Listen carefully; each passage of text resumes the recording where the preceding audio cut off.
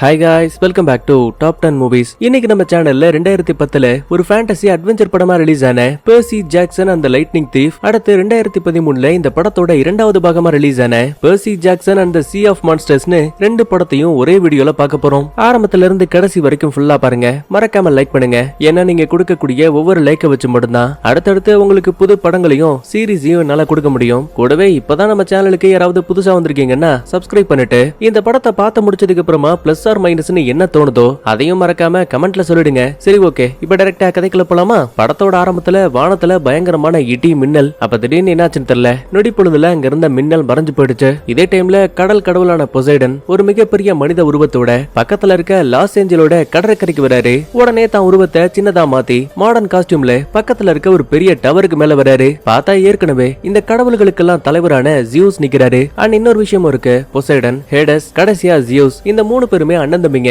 கடவுள்கள்லயே ரொம்ப சக்திசாலிகளும் இவங்க தான். அதுக்கப்புறமா பொசைடனும் ஜியூஸ் உன்னை பார்த்து சில வருஷங்கள் ஆயிடுச்சு, அதெல்லாம் இருக்கட்டும், வானத்தை பாரு, அங்க உனக்கு என்ன தெரியுது? அழகான மேகங்கள். ஏன், என்னாச்சு? முட்டாள், நல்லா பாரு, என்னோட மின்னல் சக்தியை காணோம், யாரோ ஒருத்தர் அதை திருடி இருக்காங்க. ஜியூஸ், என் மேல சந்தேகப்படுறியா? இல்லவே இல்ல, நமக்குள்ள இருக்க சக்திகளை உரியக்கூடாதுங்கிறதுக்காக ஒரு மந்திர தடை விதிக்கப்பட்டிருக்கு. அதனால கண்டிப்பா நீ அதை எடுத்திருக்க மாட்ட. ஆனா நம்மளோட பசங்க அப்படின்னா நீ என் பையன் மேல சந்தேகப்படுறியா? இந்த பாரு பொசைடன், சந்தேகம் இருக்கோ இல்லையோ, நம்ம பசங்களால மட்டும்தான் நமக்குள்ள இருக்க பவரை உறிஞ்சிக்க முடியும். அப்படி பார்க்கும்போது உன் பையன் ஏதோ ஒரு பிரச்சனையை கொடுக்கறதுக்காக என்னோட மின்னல் சக்தியை பறிச்சிருக்கான். உடனே பொசைடனும், லூசு மாதிரி பேசாத, என் பையனுக்கு நான் ஒரு கடவுளுங்கிற விஷயம் கூட தெரியாது, இப்போ வரைக்கும் என் பையனை நேருக்கு நேரா பார்த்ததும் இல்ல. ஆனா ஜியூஸ் அதையெல்லாம் கேட்காம, இந்த பாரு, சரியா 14 நாளைக்குள்ள திருடப்பட்ட என்னோட லைட்னிங் எனக்கு திரும்ப கிடைச்சாகணும், அப்படி இல்லன்னு வையன் யோசிக்காம கடவுள்களுக்குள்ள யுத்தத்தை உருவாக்குவேன். இப்படி சொல்லிட்டு பக்கத்துல இருக்க கதவை உடைச்சிட்டு அந்த பைபிள்ல அங்க இருந்து கிளம்பிடுவான். அடுத்த நிமிஷமே உடஞ்சு போன கதவு மறுபடியும் சரியாகுது. கட் பண்ணா அடுத்து இதே லாஸ் ஏஞ்சல்ல வாழக்கூடிய நம்ம ஹீரோவை காட்டுறாங்க.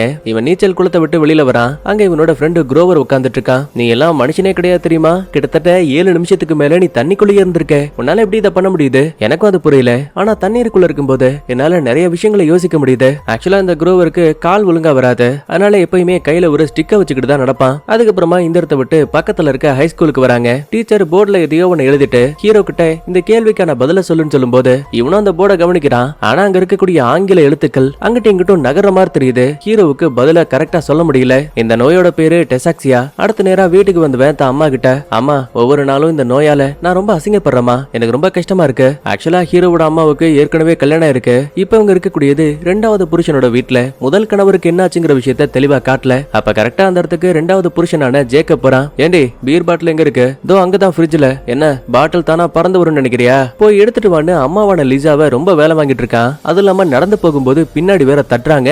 யோ, இது என்ன உன் பெட்ரூமா? சும்மா கிச்சன்ல வந்து இந்த வேலையெல்லாம் பாத்துட்டு இருக்க. ஆனா ஜேக்கப் ஹீரோவுக்கு பக்கத்துல வந்து, இந்த பாரு, இது ஏன் வீடு, கொஞ்சம் மரியாதைய பேசி பழகுன்னு அந்த இடத்த விட்டு போயிடுவான். அடுத்த அம்மா கிட்ட ஹீரோ பயங்கரமா கத்துறான். ஏமா, இவன் ஒரு குடிகாரன், சொட்ட மண்டையன், ஒழுங்கா வேலைக்கு கூட போக மாட்டேங்கிறான். இருந்தும் எதுக்காக இவன் கூட வாழ்ந்துட்டு இருக்கீங்க? மகனே புரிஞ்சுக்கோ, அவர் ரொம்ப நல்லவருப்பா, இவராலதான் நம்ம நிம்மதியா வாழ்ந்துட்டு இருக்கோம். அட போமான்னு சொல்லிட்டு வழக்கம் போல இந்த இடத்த விட்டு பள்ளிக்கூடத்துக்கு வரான். இன்னைக்கு ஹீரோவை ஒரு மியூசியத்துக்கு கூட்டிட்டு போறாங்க. ஆனா உள்ள போறதுக்கு முன்னாடி சாலையோட மறுபக்கத்துல அந்த பொசைடன் கடவுள் வந்து ஹீரோவை கவனிக்கிற மாதிரி தெரியுது. நொடி பொழுதுல மறைஞ்சு போயிடுவாரு. ஆனா இதுக்காக ஹீரோவை பார்க்க இங்க வரணும், இன்னுமா புரியல. ஹீரோ தான் இந்த பொசைடன் கடவுளோட பையன். அதுக்கப்புறமா உள்ள வந்தவன் அங்க வாதியார் சொல்லி கொடுக்கக்கூடிய பாடங்களை கவனிக்கிறான். இந்த பாருங்க பசங்களா, கிரேக்க கடவுள்கள்லயே ரொம்ப சக்தி வாய்ந்த ஆளு அது அந்த குரோனஸ் தான். ஆனா அவரோட பசங்களான ஜியூஸ், பொசைடன், அப்புறம் ஹேடஸ் 3 பேரும் ஒன்னா சேர்ந்து அப்பாவை சாகடிச்சு துண்டு துண்டுகளாக்கி ஒரு பெட்டிக்குள்ள அடைச்சு வச்சுட்டாங்க. அதுக்கப்புறமா இவங்க ஒலிம்பியன்ஸ்னு ஒரு மிகப்பெரிய கடவுளுக்கான உலகத்தை உருவாக்குனாங்க. அவங்கள மாதிரியே இருக்க மத்த கடவுள்களை ஒன்னா சேர்த்து இப்ப மொத்தமா 12 கடவுள்களா வாழ்ந்துட்டு இருக்காங்க. அது மட்டும் கிடையாது, அப்ப மனித உருவத்துல இந்த பூமிக்கு வரக்கூடியது வழக்கம். அப்ப இங்க இருக்கக்கூடிய பெண்களை காதலிச்சு கல்யாணம் பண்ணிக்கிறாங்க. அதுக்கப்புறம் பிறக்கக்கூடிய குழந்தைகள் பாதி கடவுள் சக்தியும் பாதி மனித சக்தியோடையும் இருப்பாங்க. இவங்கள டெமிகாட்ஸ் சொல்லுவாங்க. உதாரணத்துக்கு ஹெர்குலிஸ் மாதிரி. உங்களுக்கு தெரிஞ்ச ஏதாவது ஒரு டெமிகாட்ஸோட பேரை சொல்லுங்கன்னு ஹீரோ கிட்ட கேள்வி கேட்பாங்க. பதில் தெரியாம இவனும் முழிச்சிட்டு இருப்பான். அப்ப பக்கத்துல இருக்க ஒரு கல்லை கவனிக்கும் போது அதுல கிரேக்க மொழியில தான் எழுதப்பட்டிருக்கு. பொதுவா ஹீரோவுக்கு மத்த மொழிகளை படிக்கிறப்ப ஏற்படக்கூடிய எந்த ஒரு பிரச்சனையுமே இந்த மொழியை படிக்கும் போது ஏற்படல. ரொம்ப தெளிவாவே பெர்ஷியஸ் அப்படிங்கிற வார்த்தையை இவனால புரிஞ்சுக்க முடியுது. உடனே அதை பதில அங்க இருக்க வாத்தியார் கிட்ட சொல்ல அவரும் ஹீரோ சொன்ன பதில் கரெக்ட்னு சொல்லுவாரு. அதே டைம்ல பக்கத்துல வந்து டீச்சரான டெசா, டே பெர்சி ஜாக்சன், உங்ககிட்ட தனியா பேசணும், என் கூட வான்னு சொல்லிட்டு பக்கத்துல இருக்க இன்னொரு அறைக்கு கூட்டிட்டு வராங்க. மேடம், என்னாச்சு? எதுக்காக என்ன இங்க கூட்டிட்டு வந்தீங்கன்னு பின்னாடி திரும்பி பார்த்தா கூட வந்த டெசாவை காணோம். அதுக்கு பதிலா அங்க இருக்க லேடருக்கு மேல ஏறி நிக்கிறாங்க. ஏமா, எப்படிமா நொடிப்பதுல அங்க போனீங்க? பேச்ச மாத்தாத, நீ திருடிட்டு போன லைட்னிங் எங்க? அதை என்கிட்ட ஒப்படைச்சிரு. ஐயோ மேடம், நீங்க எதை பத்தி பேசுறீங்கன்னு எனக்கு புரியல. அடுத்த நிமிஷமே நின்னுகிட்டு இருந்த டெசா தான் மனித தோலையெல்லாம் உரிச்சு போட்டுட்டு ஒரு கொடூரமான அரக்க ஜந்துவா பறந்து பக்கத்துல வருவாங்க. ஹீரோவா அலேக்கா தூக்கி ஒழுங்காத என்கிட்ட ஒப்படைச்சிருன்னு கத்துவா. நல்லவேளையா அப்போன்னு பார்த்து ஃப்ரெண்டுக்கார குரோவரும் வாத்தியாரும் உள்ள வந்துட்டாங்க. அடியே அரக்க ஜந்தோ, நீ மட்டும் இப்ப அவனை கீழே விடல, தக்காளி உன்னை துண்டு துண்டா கிழிச்சு போட்டுருவேன். அடுத்த நிமிஷமே ஹீரோவை கீழே போட்டுட்டு அந்த ஜந்து கண்ணாடி எல்லாம் உடைச்சுக்கிட்டு அங்க இருந்து பறந்து போயிடும். யோ வாத்தி, இங்க என்ன நடக்குது? சத்தியமா எனக்கு எதுவும் புரியல. அந்த ஜந்து இதுக்காக என்ன அட்டாக் பண்ணுச்சு? கூடவே திருடப்பட்ட மின்னல என்கிட்ட திரும்ப கூடன் வேற கிடைச்சு. உடனே வாத்தியாரும் போச்சு, இவ இருக்கிறத கண்டுபிடிச்சிட்டாங்க. பிரச்சனை அது மட்டும் கிடையாது, லைட்னிங் வேற திருடப்பட்டிருக்கு. இதுக்கப்புறம் வானுலகத்திலையும் பூமியிலையும் இருந்தா கண்டிப்பா ஹீரோவோட உயிருக்கு ஆபத்து. உடனே இவனை கேம்புக்கு கொண்டு போ, அது மட்டும் தான் பாதுகாப்பான இடம். எது கேம்பா? ஏன் இது டூர் கீரு போறமா? நேர்ல போய் பாரு, உனக்கே அதுக்கான பதில் கிடைக்கும். டே குரோவர், உடனே இவனை அவங்க அம்மா கிட்ட கூட்டிட்டு போ. முக்கியமா இந்த ஆயுதத்தை கையில வச்சுக்கோ, ஆபத்தான நேரத்துல மட்டும் பயன்படுத்து. யோ வாத்தி, காமெடி பண்றியா? இது வெறும் பேனா. அப்ப குரோவர் உள்ள புந்து, தம்பி இதெல்லாம் பேசுறதுக்கு டைம் இல்ல, முதல்ல என் கூட வா. யாரையும் சுத்தி முத்தி கவனிக்காத, வேகமா நட. ஏன்னா நான் தான் உன்னோட பாதுகாவல. டே என்னடா காமெடி பண்ணிட்டு இருக்க? உன்னை கூட்டிட்டு போகவே ஒரு ஆள் தேவை, நீ எனக்கு பாடி கார்டா? ஆமாடா வெண்ணன்னு சொல்லிட்டு நேரா ஹீரோவோட வீட்டுக்கு வராங்க. அம்மா உடனே வாங்க, உங்ககிட்ட பேசி ஆகணும். ஆனா அங்க இருக்கக்கூடிய ஜேக்கப் சும்மா இல்லாம, ஏண்டா நானும் என் நண்பர்களும் தண்ணி அடிச்சிட்டு இருக்கோம், உங்க அம்மா கிட்ட பேசணும்னா சும்மா விட்டுருவானா?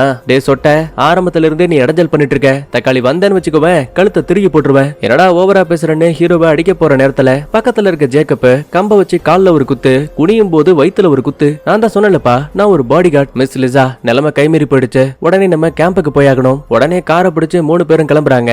அப்பதான் ஹீரோவும், என்ன சுத்தி என்ன நடக்குது? என்கிட்ட என்ன உண்மைகளை மறைக்கிறீங்க? பல வருஷங்களுக்கு முன்னாடி உங்க அப்பாவை முதல் முறையா பீச்ல பார்த்தேன். அதுக்கப்புறமா காதலிச்சு நாங்களும் கல்யாணம் பண்ணிக்கிட்டோம். அடுத்த சில வருஷங்கள்ல நீயும் பிறந்த.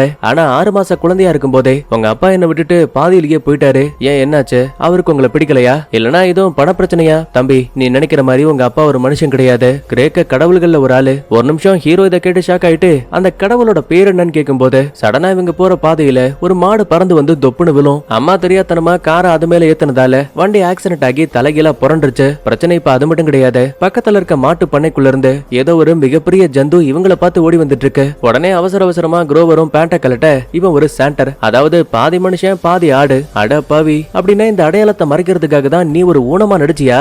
ஆமா, முதல்ல வாங்க கேம்புக்குள்ள போயாகணும்னு வேக வேகமா இவங்க காட்டுக்குள்ள விடுவாங்க. அதே டைம்ல இவங்களை துரத்தி வந்த காலை இறக்க காருக்குள்ள ஆளுங்க இல்லங்கிற விஷயம் தெரிஞ்சு அது அலேக்கா தூக்கி நம்ம ஆளுங்க பக்கமா வீசுது. இருந்தாலும் நூல் இலையில எஸ்கேப் ஆகி ஒரு வழியா கேம்புக்கு பக்கத்துல வந்தாச்சு. சரி உள்ள போலாமேன்னு பார்த்தா ஹீரோவாலையும் அந்த குரோவராலையும் மட்டும் தான் போக முடியுது, அம்மாவால உள்ள போக முடியல. ஏன் என்னாச்சுன்னு பார்க்கும்போது பாதி கடவுள் பாதி மனுஷனா இருக்க ஆளுங்களால மட்டும்தான் இந்த கேம்புக்குள்ள போக முடியும். ஆனா ஹீரோவோட அம்மா ஒரு மனுஷியாச்சே. சோ நிலைமையை புரிஞ்சுக்கிட்டு, மகனே நீ மட்டும் உள்ள போய் பாதுகாப்பாரு, இல்லம்மா நீங்க என் கூட வாங்க வாங்கன்னு ஹீரோ அதே இடத்துல நிக்கிறான். அப்ப கரெக்டா அங்க வந்த காலை இறக்க நொடிப்பொழுதுல ஹீரோவோட அம்மாவை தூக்கி டக்குன்னு மறைய வச்சிருவான். இத பார்த்து கடுப்பான நம்மால வாத்தியார் கொடுத்த பேனாவை பிடிச்சு அமுக்கும் போது அது ஒரு கத்தியா உருமாறுது. உடனே காலை இறக்க கூட பயங்கரமா சண்டை. ஆனா அவன் உருவத்துல ரொம்ப பெருசா இருக்கான். அதனால ஹீரோவோட கையில இருந்த வாளை தள்ளி விட்டுட்டு கொம்புகளை வச்சு குத்தலான்னு பார்க்கும்போது ஒரு அடி நகர்ந்துருவான். மரத்துல போய் குத்திக்கிட்டு கொம்பு உடஞ்சு போச்சு. உடனே இதான் சாக்குன்னு அந்த கொம்பையை பிடுங்கி கரெக்டா வயித்துல குத்தி மொத்தமா அரக்கனை சாகடிச்சுட்டு அதே இடத்துல மயங்கி போயிடுவான். கண்ண முழிச்சு பார்த்தா இப்ப இவன் கேம்ப்ல இருக்கான். பக்கத்துலயே இவனோட ஃப்ரெண்டு குரோவரும் இருக்கான். மச்சான் நைட்டு என்னாச்சு? நான் எப்படி இங்க வந்தேன்? ஒரு கெட்ட கனவு தெரியுமா? அதுல காலை இறக்க எங்க அம்மாவை மறைய வச்சுட்ட மாதிரியும், அது மட்டும் இல்லாம நீ ஒரு பாதி ஆடா இருந்த தெரியுமா? இப்படி பேசிக்கிட்டே கீழே குனிஞ்சு பார்க்கும்போது குரோவரோட பாதி உடம்பு இன்னும் ஆடாதான் இருக்கு. அப்படின்னா நைட்டு பார்த்த விஷயங்கள் எல்லாமே உண்மையா? ஆமா, உங்க அம்மா ஒண்ணு விட்டு போயிட்டாங்க, இது எல்லாமே என்னோட தப்பு.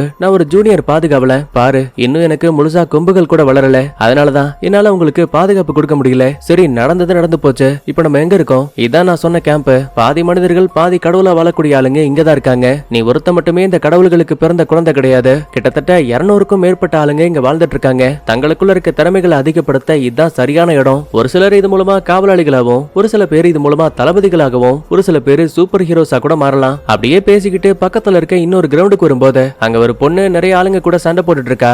ஆக்சுவலா இவதான் நம்ம கதையோட ஹீரோயின். பார்த்த முதல் பார்வையிலேயே நம்ம ஹீரோவுக்கு காதல் ஜொல்லு வலியுது. ஆமா, அவரோட பேர் என்ன?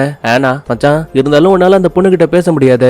ஏன்னா அவ அத்தீனான்னு சொல்லப்படக்கூடிய போர் மற்றும் ஞானத்தின் கடவுள் மூலமா பிறந்தவ. என் கூட வா, இன்னொரு விஷயத்த காட்டுறேன்னு சொல்லிட்டு காடுகளுக்கு பின்னாடி கூட்டிட்டு வரும்போது பாதி மனுஷன் பாதி குதிரை உருவத்துல ஒரு சில பேரு ஹீரோவை நோக்கி ஓடி வராங்க.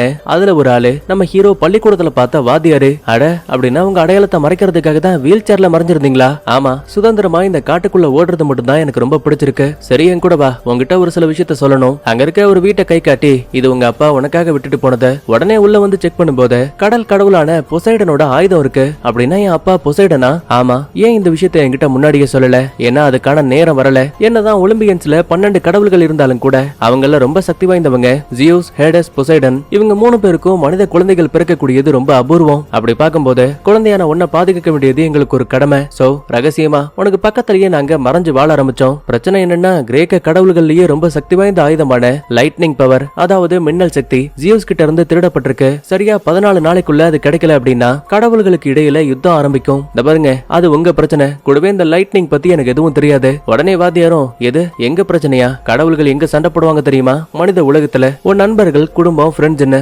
யாருமே இந்த இடத்துல இருக்க மாட்டாங்க. மொத்தமா கடவுளால அடிக்கப்படும். அதைத்தான் நீ விரும்புறியா? நிலைமைய புரிஞ்சுக்கோ பெர்சி ஜாக்சன். இப்போதைக்கு இது மட்டும் தான் உனக்கு பாதுகாப்பான இடம். ஒரு நிமிஷம் அமைதியா இருக்க ஹீரோவும் அதுக்கப்புறமா சரின்னு சம்மதிக்கிறான். கட் பண்ண அடுத்து வாத்தியார் இங்க இருக்கக்கூடிய எல்லாரையும் கூப்பிட்டு ஒரு மீட்டிங் போடுவாரு. இந்த பாருங்கப்பா, இன்னைக்கு உங்களுக்காக சர்வைவல் போட்டி நடக்க போகுது. நீலம், சிகப்புன்னு 2 டீம் இருக்கு. இதுல நீல நிறத்தை சேர்ந்தவங்க சிகப்பு நிறத்துல இருக்கக்கூடிய காடுகளுக்குள்ள கண்டுபிடிக்கணும். அதே மாதிரியே சிகப்பு டீமை சேர்ந்தவங்க நீல நிற கொடியை கண்டுபிடிக்கணும். யார் எடுத்துட்டு வரீங்களோ அவங்க தான் இந்த டீமோட வின்னர். அது மட்டும் இல்ல, இந்த கேம்ப்ல புதுசா சேர்ந்திருக்கக்கூடிய ஆளு, இவனோட பேரு பெர்சி ஜாக்சன். மொத்த பேருக்கும் இன்ட்ரோ கொடுத்துட்டு இவனை யாரும் உங்க டீம்ல வச்சுக்க போறீங்க. அப்ப லூக்குன்னு ஒருத்தன் முன்னாடி வரான். இவன் தான் இந்த ப்ளூ டீமோட தலைவன். அதுக்கப்புறமா உடல் கவசங்களை மாட்டிக்கிட்டு இவங்களுக்கான போட்டியும் ஆரம்பிக்குது. சரி, விளையாட்டா விளையாண்டா பரவாயில்ல, இந்த பயபுள்ளைங்க ஆயுதங்களை வச்சு அட்டாக் பண்ணிக்கிறானுங்க.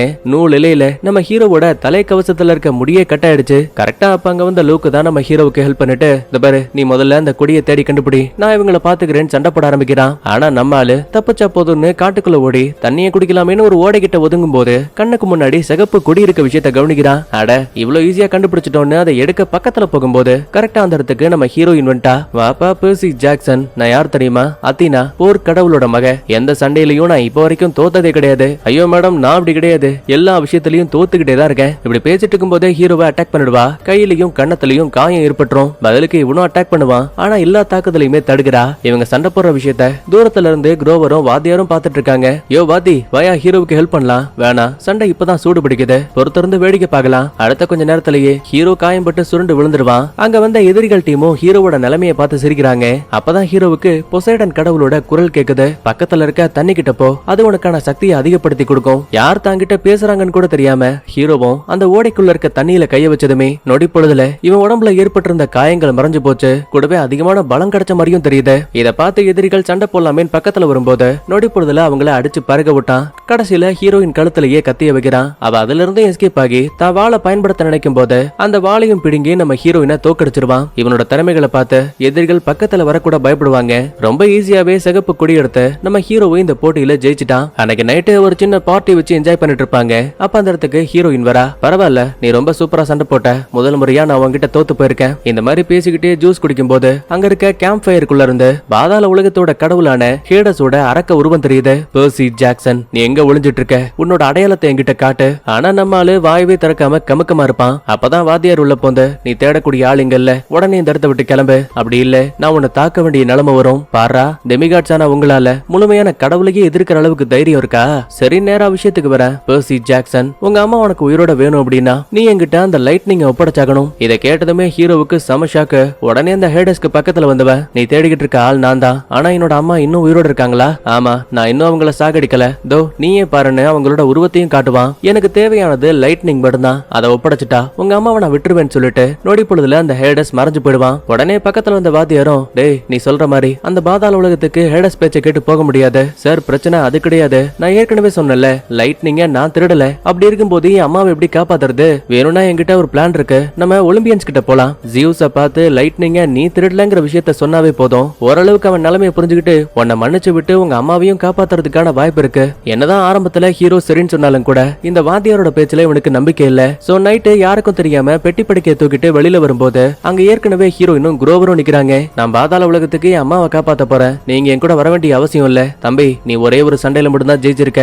நான் 200க்கும் மேற்பட்ட சண்டைகள்ல ஜெயிச்சிருக்கேன். என்னோட ஆலோசனை உனக்கு கண்டிப்பா தேவை. அது மட்டும் இல்ல, நான் உன்னோட பாதுகாவல நான் உன் கூட தான் வருவேன்னு குரோவரும் ஒப்புக்கு சப்பா நிப்பான். வேற வழி இல்லாம இப்ப இவங்களையும் கூட்டிட்டு போறதுக்கு சம்மதிக்கிறான். ஆனா இப்ப பாதாள உலகத்துக்கு எப்படி போறதுங்கிற கேள்வி உருவாகுது. அப்பதான் ஹீரோயினும், ஹீரோயினும் கவலைப்படாதீங்க, அங்க போறதுக்கான வழி எனக்கு தெரியலனாலும் கூட அந்த வழி யாருக்கு தெரியுங்கிற விஷயம் எனக்கு தெரியும். உடனே அந்த லூக்கோட கூடாரத்துக்கு வராங்க. பைபிள்ல நல்லா ஹைடெக்கான கேம் எல்லாம் விளையாடிட்டு இருக்கான். வாங்கப்பா, என்ன பெட்டி படிக்க கூட இங்கே கிளம்புற மாதிரி இருக்கு? ஆமா, என் அம்மாவை காப்பாத்துறதுக்கு பாதாள உலகத்துக்கு போறேன். ஆக்சுவலா உன்னோட அப்பா தூதர்களின் கடவுள், ஒலிம்பஸ்க்கும் பாதாள உலகத்துக்கும் அவர் தான் அடிக்கடி டிராவல் பண்ணிருக்காரு. அதனால கண்டிப்பா பாதாள உலகத்துக்கு போறதுக்கான வழியை பத்தி அவருக்கு தெரியும். மன்னிச்சிருங்க, அந்த ஆளை நான் ஒரு முறை கூட பார்த்தது கிடையாது. ஆனா ஒரே ஒரு தடவை திருட்டுத்தனமா அந்த ஆள் வீட்டுக்கு போனேன். அங்க கிடைச்ச ஒரு சில பொருட்களை நான் தூக்கிட்டு வந்தேன். நீங்களே அதை பாருங்கன்னு பெட்டியை கையில கொடுக்கும் போது திறந்து பார்த்தா காத்துல பறக்கக்கூடிய ஒரு ஷூ இருக்குது. இதை நீயே வச்சுக்கோ, கண்டிப்பா உனக்கு யூஸ் ஆகும். அடுத்து அந்த பெட்டிக்குள்ள ஒரு மேப்பும் இருக்கு. ஆமா, என்ன இது? ஹேடஸோட மனைவி பெர்செஃபோன் இருக்காங்கல்ல, அவங்களுக்கு சொந்தமான முத்துக்களை இந்த மனித உலகத்துல மறைச்சு வச்சுட்டு போனாங்க.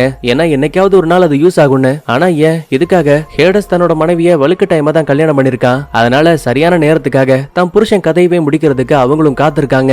பாதாள உலகத்துக்குள்ள நினைக்கிறத விட ரொம்ப ஈஸியாவே போக முடியும். ஆனா வெளியில வரதுதான் ரொம்ப கஷ்டம். ஆனா அதுவே இந்த முத்துக்களை மட்டும் உங்களால எடுக்க முடிஞ்சா பாதாள உலகத்துக்குள்ள போனதுக்கு அப்புறமா திரும்ப வரணும்னு ஆசைப்படும் போது முத்துக்களை உங்க காலுக்கு அடியில போட்டு மிதிச்சு உடைச்சாவே போதும், நீங்க நினைக்கக்கூடிய இடத்துக்கு உங்களால போக முடியும். முதல் முத்து எங்க இருக்குங்கிற விஷயத்த இந்த மேப்பே காட்டும். கூடவே முதல் முத்தை நீங்க எடுத்துட்டா போதும், ரெண்டாவது முத்து மூணாவது முத்து எங்க இருக்குன்னு ஒன் பை ஒன்னா காட்டும். இந்த உதவிக்காக என்னோட கேடயத்தை வச்சுக்கோன்னு ஹீரோவுக்கு அதை கிஃப்டா கொடுக்குறான். அதுக்கப்புறமா இந்த இடத்த விட்டு மேப்பை ஃபாலோ பண்ணிக்கிட்டு ஒரு பழைய சிலைகள் விற்கக்கூடிய இடத்துக்கு வராங்க. அப்பதான் அங்க இருக்கக்கூடிய தண்ணி தொட்டியில டிராக் மாக்கல்னு கடவுள்கள் பயன்படுத்தக்கூடிய ஒரு சில நாணயங்கள் இருக்க விஷயத்த கவனிக்கிறா. பாரு, நம்ம கரெக்டான இடத்துக்கு தான் வந்திருக்கோம். முதல்ல முத்து எங்க இருக்குங்கிற விஷயத்த கண்டுபிடிக்கலான்னு ஆளுக்கு ஒரு பக்கமா பிரிஞ்சிருவாங்க. அப்பதான் குரோவர் தன்ன மாதிரியே இருக்கக்கூடிய இன்னொரு சாண்டரோட சிலையை கவனிக்கிறான். அட அட அட, பாக்குறதுக்கு என்னோட அங்கிள் மாதிரி ரொம்ப தத்துருவமா இருக்கே. என்னதான் சிலையா இருந்தாலும் மச்சம் கூடவா அச்சல் அதே மாதிரியே இருக்கும். ஆனா என்னோட அங்கிள் சிலையா மாத்தக்கூடிய மெடூசாவால தான் கொல்லப்பட்டாரு. இதை யோசிச்சதுக்கு அப்புறம் தான் பைபிளுக்கு ஒரு விஷயமே தெரியுது. அப்படின்னா இவங்க இருக்கக்கூடிய இடம் மெடூசாவுக்கு சொந்தமானது. உடனே இந்த விஷயத்த ஹீரோ கிட்ட சொல்லிட்டு ஹீரோனை தேடி கண்டுபிடிக்க ரெண்டு பேரும் ஓடுவாங்க. இன்னொரு பக்கத்துல நம்ம ஹீரோயின் ஒவ்வொரு இடமா தேடிட்டு இருக்கும் போது ஒரு வயசான லேடி அங்க வராங்க. என் புருஷன் ஆபத்துல இருக்காரு, கூடவே வந்துட்டு இருக்கா, எனக்கு உதவி தேவைன்னு சொல்லிட்டு இவளை எங்கேயோ கூட்டிட்டு போறாங்க.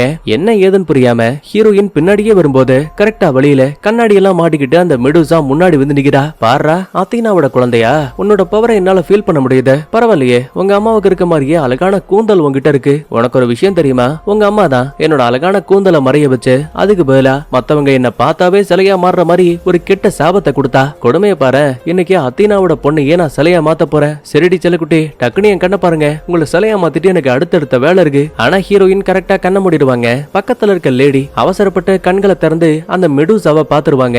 அதுக்கப்புறம் என்ன, இவ சம்பவ இடத்துலயே சிலையா மாறிட்டா. எவ்வளவு நேரத்துக்கு உன்னால கண்களை மூடியே வச்சிருக்க முடியும்? என்ன பாரு பாருன்னு ஹீரோயினை டார்ச்சர் பண்ணிட்டு இருக்கா. இந்த விஷயத்த அங்க வந்த ஹீரோ நேரடியா பார்த்தாதான் பிரச்சனைன்னு சொல்லிட்டு தான் மொபைல்ல இருக்க ரிஃப்ளெக்ஷன் மூலமா மெடூசாவை பாத்துட்டு இருக்கான். ஆக்சுவலா அவளுமே ஹீரோவை பாத்துட்டா. உடனே துரத்தி வந்தவ ஹீரோவை வளைச்சு பிடிச்சு, பரவாயில்ல, நீ பொசைடனோட வாரிசா, கொஞ்சம் கண்ணை தர, என்னோட அழக பாருன்னு இவனை டார்ச்சர் பண்ணிட்டு இருக்கா. நல்ல வேலையா அப்போன்னு பார்த்து அங்க இருக்க சுவர்கள் எல்லாம் இடிச்சு தள்ளிக்கிட்டு ஒரு கார் மெடூசா மேலேயே டப்புன்னு இடிக்குது. யாருன்னு கவனிக்கும் போது காரை ஓட்டிட்டு வந்தது நம்ம குரோவரும் ஹீரோயினும் தான். ஆனா காயம்பட்ட மெடூசா மறுபடியும் அட்டாக் பண்ணலாம் ட்ரை பண்ணுவா. ஆனா அதுக்குள்ளேயே பின்பக்கத்துல இருந்து ஹீரோ தான் வாளை பயன்படுத்தி தலையை துண்டாக்கிட்டான். உடனே துணியால அந்த தலையை சுத்தி இவளோட கண்களுக்கு இன்னும் பவர் இருக்கு, தேவைப்படும் போது நம்ம பயன்படுத்தலான்னு அதை தூக்கிப்பாங்க. அப்பதான் இறந்து போன மெடூசாவோட கையில இவங்க தேடி வந்த முத்து இருக்க விஷயத்த கவனிக்கிறாங்க. சோ இப்ப அதை எடுத்து கையில வைக்கும் போது மேப்ல ரெண்டாவது முத்து எங்க இருக்குங்கிற விஷயம் தெரிய வருது. ஆக்சுவலா இப்ப அது டென்னிஸ்ல இருக்கு. உடனே நைட்ல காரை ஓடிக்கிட்டு போகும்போது தெரியாதனமா இந்த குரோவர் பையன் டக்குன்னு தூங்கிட்டான். நூல் இலையில முன்னாடி வந்த லாரியில இடிக்காம எஸ்கேப் ஆடுவாங்க.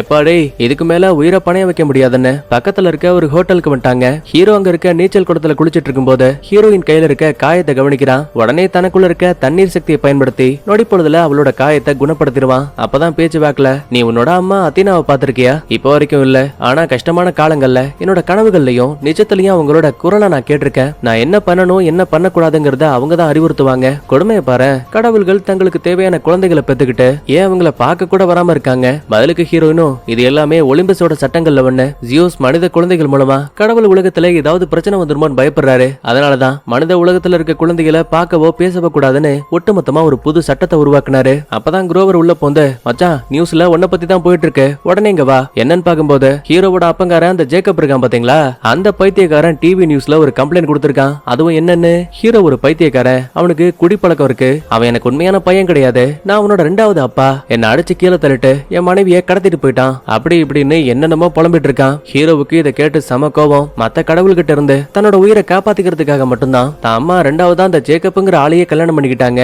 என்னாலதான் அவங்களோட வாழ்க்கையே வீணா போச்சுன்னு ஃபீல் பண்ணிட்டு இருப்பான். இதுக்கிட்ட இதுக்கடையில குரோவர் பையன் சும்மா இல்லாம வெட்டப்பட்ட மெடுசாவோட தலையை வச்சு விளையாடிட்டு இருப்பான். இந்த விஷயத்த அங்க வந்த வேலைக்காரி பாத்துட்டா. ஐயோ அம்மானு கத்திக்கிட்டு வேகமா கீழே போயிடுவா. அடா பாவி, நிம்மதியா ஓய்வெடுக்க வந்தா கூட சும்மா இருக்க மாட்டேன்னு புலம்பிக்கிட்டே இவங்க அந்த இடத்த விட்டு காலி பண்ணிட்டாங்க. அடுத்த நாள் காலையில மேப்பை ஃபாலோ பண்ணிக்கிட்டு டென்னிஸ்க்கு வரும்போது ஆக்சுவலா அது ஒரு மியூசியம். கண்ணுக்கு முன்னாடியே ஹீரோயினோட அம்மாவான அத்தீனாவோட சிலை வைக்கப்பட்டிருக்கு. அவங்களோட தலையில இருக்க கிரீடத்துல தான் இவங்க தேடி வந்த 2வது முத்தம் இருக்கு. பகல் நேரத்துல நிறைய சுற்றுலா பயணிகள் இருக்காங்க. சோ நைட்டு கைவரிசையை காட்டலான்னு சொல்லிட்டு யாருக்கும் தெரியாம மியூசியம்ல இருக்க பாத்ரூம்லயே ஒளிஞ்சுப்பாங்க.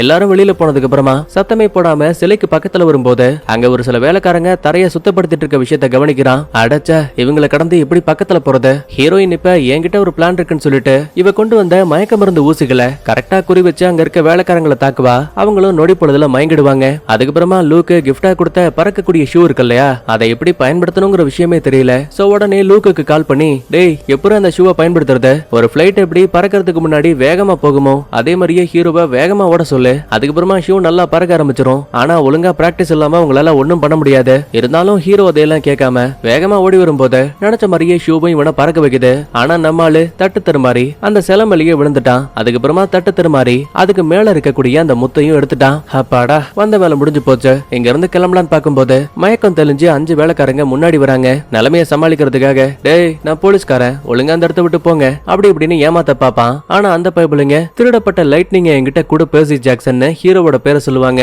அது மட்டும் கிடையாது, அந்த வேலைக்காரங்கள ஒருத்தன் வாய்க்குள்ள இருந்து நெருப்பெல்லாம் கேக்குறாங்க.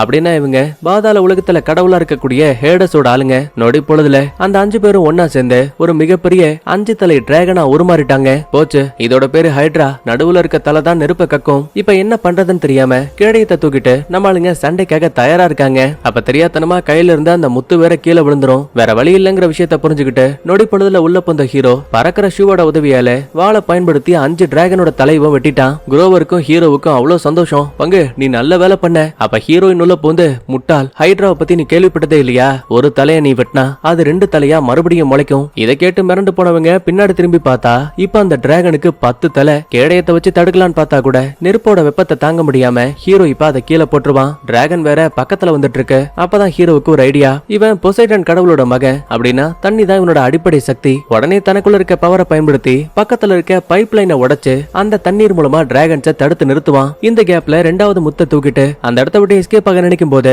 கதவை திறக்க முடியல. டிராகன் மறுபடியும் பக்கத்துல வந்துருச்சு. நல்ல வேலை, டக்குனு உள்ள வந்த குரோவர் அந்த வெட்டப்பட்ட மெடுசாவோட தலை இருக்கு பாத்தீங்களா, அதை எடுத்து டிராகன்ஸ்க்கு நேரா காட்டும் போது இவ கண்களை பார்த்ததும் போதும் ஒட்டுமொத்த டிராகனும் அதே இடத்துல ஒரு சிலையா மாறி போயிடுச்சு. கட் பண்ணா அன்னைக்கு நைட்டு ஒரு கடையில உட்காந்து சாப்பிட்டுட்டு இருப்பாங்க. அப்ப அங்க இருக்க டிவில சம்பந்தமே இல்லாம ஒரு புது புயல் உருவாயிருக்கு. நேரம் போக போக அதோட சக்தி அதிகமாகிற மாதிரியே தெரியுது. ஆனா இப்போ வரைக்கும் அது மூலமா மக்கள் உயிருக்கு எந்த ஒரு ஆபத்தும் இல்ல. இதை கவனிக்கக்கூடிய ஹீரோயினும் கடவுள்கள் போருக்கு தயாராகிறாங்க. அதோட அறிகுறிகள் தான் இது எல்லாமே. நம்ம கிட்ட நேரம் கம்மியா இருக்குன்னு இப்ப 3வது முத்து இருக்க இடத்தை தேடி வராங்க. மேப்ல பாக்கும்போது அது ஒரு கேசனோவை காட்டுது. சரி உள்ளதான் இருக்கும் போலன்னு இவங்களும் உள்ள வரும்போது அங்க இருக்க வெயிட்டர்ஸ் எல்லாம் கையில கேக்க வச்சுக்கிட்டு, சார் இது இலவசமா கிடைக்கக்கூடிய கேக்கு சார், ரொம்ப ரொம்ப டேஸ்டா இருக்கும், சாப்பிட்டு பாருங்களேன். யதார்த்தமா நம்ம ஆளுங்க 3 பேருமே அந்த கேக் எடுத்து சாப்பிட்டதுமே இவங்க எந்த வேலைக்காக வந்தாங்கிற விஷயத்த மறந்து அந்த கேசினோலயே ஜாலியா தண்ணி அடிச்சுக்கிட்டு பொண்ணுங்க கூட என்ஜாய் பண்ணிக்கிட்டு கேம்ஸும் விளையாடிட்டு இருக்காங்க. ஆனா குறிப்பிட்ட நேரத்துக்கு அப்புறமா ஹீரோவுக்கு தான் அப்பாவோட பொசைடனோட குரல் கேக்குது. நீ அதை சாப்பிடக்கூடாது, அந்த கேக்கு உங்களை வசியப்படுத்தி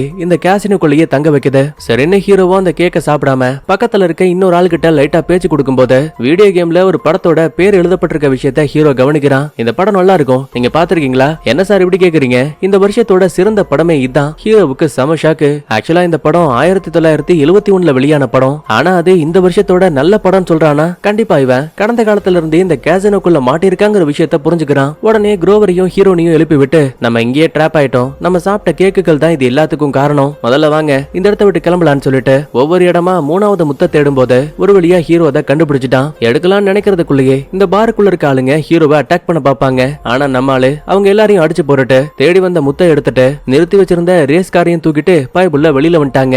அப்பாடா, ஒரு வழியா பிரச்சனை எல்லாம் முடிஞ்சிருச்சு. அப்பதான் ஹீரோயினும், எனக்கு என்னமோ இப்பதான் ஆரம்பிக்குதுன்னு நினைக்கிறேன். ஏன் என்னாச்சு? கொஞ்சம் முன்னாடி பாரு, இன்னைக்கு தேதி 20ன்னு காட்டுது. இல்லையே, 14ஆம் தேதி நைட்டு தான் நம்ம பாருக்குள்ளேயே போனோம். அப்படின்னா நாளைக்கு தேதி 15 தானே இருக்கணும். முட்டாள், உனக்கு இன்னுமா புரியல? நம்ம அந்த பாருக்குள்ள கடந்த 5 நாளா மாட்டிட்டு இருக்கோம். என் கணிப்பு சரியா இருந்தா நாளைக்கு நைட்டு 12 மணிக்கு தான் ஜியூஸ் சொன்ன மாதிரி இந்த உலகத்துல போரே ஆரம்பிக்க போகுது. பதறி போன நம்மாளுங்க மேப்போட உதவியால பாதாள உலகத்துக்கு போறதுக்கான வழியை கண்டுபிடிச்சு வந்துட்டாங்க. ஆக்சுவலா அது ஹாலிவுட்னு ஒரு பெரிய போர்டை மலையில வச்சிருப்பாங்கல்ல, அந்த இடத்த காட்டுது. சரின்னு இவங்களும் அந்த போர்டுக்கு பக்கத்துல படத்துல வரும்போது ஹீரோவுக்கு கிரேக்க மொழியில ஒரு சில வார்த்தைகள் தெரியுது. அதை படிச்சதுமே கண்ணுக்கு முன்னாடி ஒரு ரகசிய சுரங்க பாதை தெரியுது. உள்ள வந்து பார்த்தா குல்லா போட்ட ஒரு ஆள் நிக்கிறான். யார் நீங்க? எங்க போகணும்? பாதாள உலகத்துக்கு இறந்து போனவங்க மட்டும்தான் அங்க போக முடியும். உடனே குரோவரும், ஏப்பா இந்த ஆளு பணம் கொடுத்தா நம்மள விட்டுருவான்ப்பா, இந்த பணத்தை வச்சுட்டு எங்களை உள்ள போக விடு. ஆனா குல்லா மண்டைய நொடி பொழுதுல பணத்தை எரிச்சு விட்டான். அப்பதான் ஹீரோ முதல் முத்தை எடுக்க போகும்போது அங்க இருந்த தண்ணி தொட்டிக்குள்ள இருந்து ஒரு சில கோல்டன் காயின்ஸ் எடுத்திருப்பான்ல, அது மட்டும் தான் இந்த கடவுள் உலகத்துல செல்லும். சோ இப்ப அதை குல்லா மண்டைய கிட்ட கொடுக்கும்போது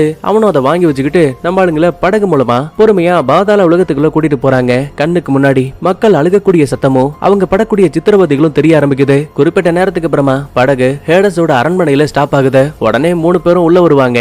அப்ப வழியில 2 வெறி பிடிச்ச நாய்கள் இவங்கள குறி வைக்குது. ஒரு நிமிஷம் நம்ம ஆளுங்களுக்கு அல்ல இல்ல, நல்ல வேலையா அப்போன்னு பார்த்த இந்த ஹேடஸோட மனைவியான பெர்செஃபோன் இருக்காங்க இல்லையா, அவங்க உள்ள புந்து அந்த நாய்களை துரத்தி விட்டாங்க. தோடா நீ ஒரு சாண்டர், அதாவது பாதி மனுஷன் பாதி ஆடு, அதனாலதான் என் நாய்கள் உன்னை வேட்டையாடுறதுக்கு இவ்வளவு குலைச்சிருக்கு. கவலைப்படாத, நாய்களுக்கு மட்டும் இல்ல எனக்கும் உன்னை ரொம்ப பிடிக்கும். இப்படி எல்லாம் பேசிக்கிட்டே அந்த ஹேடஸ் கடவுளை பார்க்க வராங்க. ஆளு மனித உருவத்துல பாக்குறதுக்கு ரொம்ப காமெடியா இருக்கான். குரோவர் பையன் சும்மா இல்லாம, யோ என்னைய ஆளு சூப்பி போட்ட எலும்பு மாதிரி இருக்க, நீதான் உண்மையான ஹேடஸ் கடவுளா? உடனே அந்த ஆளு தன்னோட அரக்க உருவத்துக்கு மாறுவான் பாருங்க.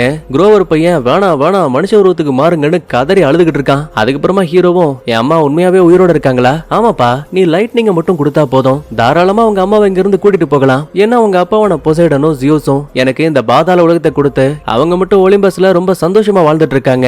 எப்படியாச்சும் இந்த இடத்தை விட்டு வெளியில போகணும்னா எனக்கு அந்த மின்னல் சக்தி தேவை. அதை பயன்படுத்தி மீதி இருக்க எல்லா கடவுளையும் சாகடிச்சிட்டு அந்த ஒலிம்பஸ என்னோட இடமா மாத்திப்பேன். உடனே ஹீரோவும், மன்னிச்சிருங்க, என்கிட்ட உண்மையாவே அந்த லைட்னிங் இல்ல, இத உங்ககிட்ட சொல்லி எங்க அம்மாவை கூட்டிட்டு போலாம் தான் நான் இங்க வந்தேன். ஏண்டா டேய், என்ன பார்த்தா அவனுக்கு இழிச்சவாய் மாதிரி இருக்கானு பக்கத்துல இருக்க ஒரு ஜாடியை போட்டு உடைச்சதுமே அது ஒரு புகையா மாறி டக்குன்னு ஹீரோவோட அம்மாவா உருமாறுது. உடனே ஹீரோவா அவங்களை கட்டிப்பிடிக்க ஹேடஸ் கடுப்பாகி ஹீரோவை தாக்கலான்னு வரும்போது அவன் கேடயத்தை பயன்படுத்தி தடுப்பான். அப்ப தெரியாதனமா அந்த கேடயம் கீழே விழுந்துரும். அப்பதான் இந்த ஹேடஸ் கவனிக்கிறான், அந்த கேடயத்துக்குள்ள இவ்வளவு நேரமா இவன் தேடி வந்த லைட்னிங் மறைக்கப்பட்டிருக்கு. திருட்டு பயலே, நீ என்னையே ஏமாத்த பாக்குறியா?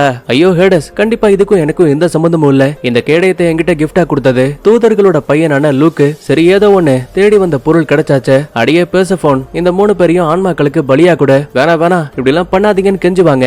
ஆனா இந்த பெர்செஃபோன் அதையெல்லாம் கேட்காம நம்ம ஆளுங்களை சாகடிக்க ட்ரை பண்ணுவா. அது மட்டும் இல்ல, லைட்டா இந்த ஹேடஸ் கிட்ட ஜொல்லு விட்ட மாதிரி பேசிட்டு அவன் கையில இருந்த மின்னல் சக்தியை புடுங்கி டப்புன்னு அவனுக்கு ஒரு அடி சுருண்டு அதே இடத்துல விழுந்து போயிட்டான். இப்போ வரைக்கும் இந்த ஹேடஸ் உயிரோட இருக்கானா இல்லையாங்கிறத தெளிவா காட்டல. அதுக்கப்புறமா நம்ம ஆளுங்களை காப்பாத்தி, கவலைப்படாதீங்க, எனக்கு இந்த ஹேடஸ சுத்தமா பிடிக்காது, சரியான நேரம் வரதுக்காக இவனோட கதையை முடிக்க நான் காத்திருந்தேன். இந்த நரகத்துல என்ன எத்தனை நாள் டார்ச்சர் பண்ணிருக்கான் தெரியுமா?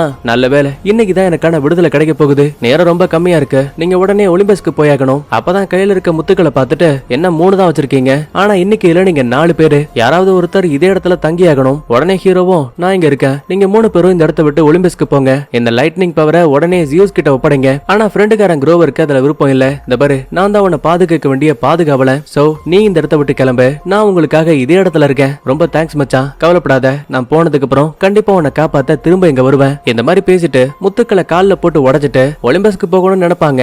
அடுத்த நிமிஷமே இவங்க புகையா மாறி கதையோட ஆரம்பத்துல பொசைடனும் ஜியூஸும் ஒரு டவருக்கு மேல பேசிருப்பாங்கல்ல, இப்ப அதே இடத்துக்கு வந்திருக்காங்க. அடச்ச, இது ஒலிம்பஸ் கிடையாது, அந்த முத்து நம்மள தப்பான இடத்துக்கு கொண்டு வந்திருக்கு. உடனே அம்மாவும், கவலைப்படாத, இங்கதான் ஒலிம்பஸ்க்கு போறதுக்கான ரகசிய கதவு இருக்கு. இப்படி எல்லாம் பேசிக்கிட்டே கதவுக்கு பக்கத்துல போகும்போது கரெக்டா அந்த இடத்துக்கு அந்த லூக்கு பையன் பறந்து வந்துட்டு இருக்கான். மன்னிச்சிருப்பா, என்னால உன்னை உள்ள போக அனுமதிக்க முடியாது. அண்ட் இன்னொரு விஷயமும் இருக்கு, ஜியோஸ்க்கு சொந்தமான அந்த மின்னல் சக்தியை திருடின ஆளு வேற யாரும் கிடையாது, நான் தான். ஆனா ஏன், எதுக்காக? ஏண்டா கடவுள்கள் மனித உலகத்துல தங்களுக்கு தேவையான குழந்தைகளை பெத்துக்கிட்டு அவங்கள பார்க்க கூட வர மாட்டாங்களா?